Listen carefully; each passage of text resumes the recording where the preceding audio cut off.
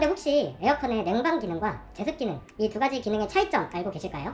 냉방은 시원하게 할 때 쓰는 거고 제습은 습도를 낮출 때 쓰는 거 아니에요? 하지만 냉방 기능과 에어컨의 제습 기능은 사실상 같은 기능입니다. 냉방보다 제습 기능을 더 많이 쓰면 전기세가 더 절감이 되는 건가요? 네, 아닙니다. 실내 온도 대비 희망 온도, 인버터 에어컨 전기세에는 유의한 차이가 없습니다. 하지만 전기세를 더 아낄 수 있는 팁은 있습니다. 그럼 송풍 기능이랑 건조 기능은요? 네, 송풍 기능과 건조 기능도 사실상 같은 기능입니다. 저희 집 에어컨은 송풍 버튼이 없는데 송풍 기능을 어떻게 사용하죠? 에어컨에는 송풍 기능이 없는 에어컨이 없으니 명칭이 다른 버튼을 사용하셔서 송풍이나 건조 기능을 사용하실 수 있습니다. 그러면 에어컨 사용 중에 중간에 한 번씩 꺼지는 경우가 있는데 이게 고장인가요? 인버터형 에어컨들은 에어컨 사용 중에 중간중간 작동이 멈춰질 때가 있는데 이 에어컨이 정상적으로 가동되고 있는 상태입니다.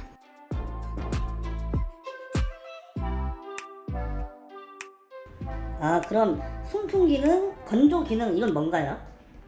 네. 냉방 모드와 제습 모드가 같은 기능이었던 것처럼 송풍 모드와 건조 모드도 같은 기능입니다.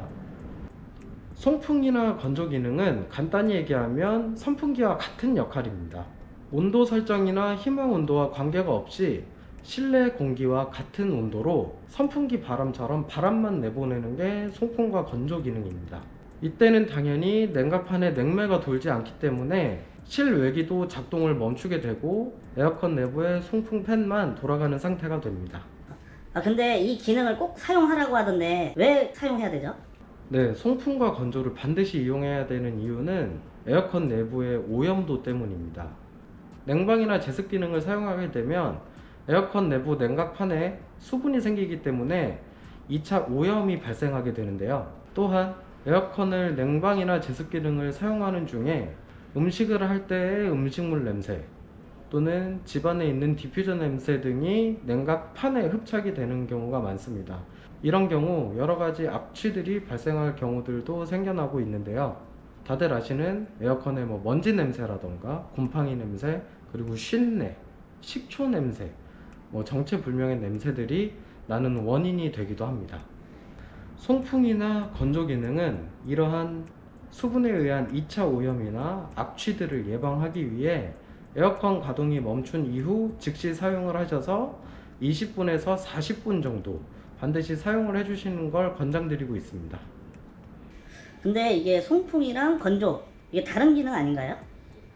송풍과 건조는 같은 기능입니다.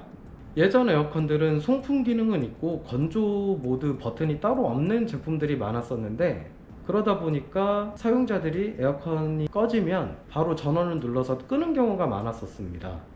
그러다 보니 에어컨 오염이나 냄새가 더 심해지기 때문에 제조사에서 사용자의 편의를 위해 자동 건조 버튼을 추가해 놓게 된 것입니다.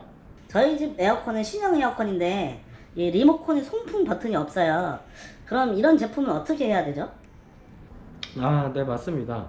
제조사별로 사용하는 명칭에 조금씩 차이가 있기 때문에 송풍 버튼이 없는 경우들도 있습니다.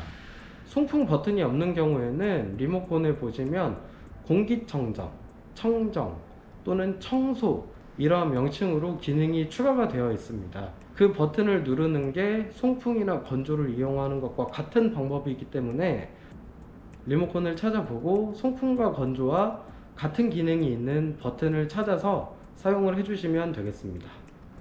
네, 이상으로 여름철 에어컨의 4가지 주요 기능 냉방, 제습, 송풍, 건조에 대해서 알아보았습니다. 올 여름 매우 덥다고 하니까 모두들 쾌적하게 여름 보내시고요. 다들 건강하시길 바라겠습니다. 시청해주셔서 감사합니다. 좋은 하루였습니다.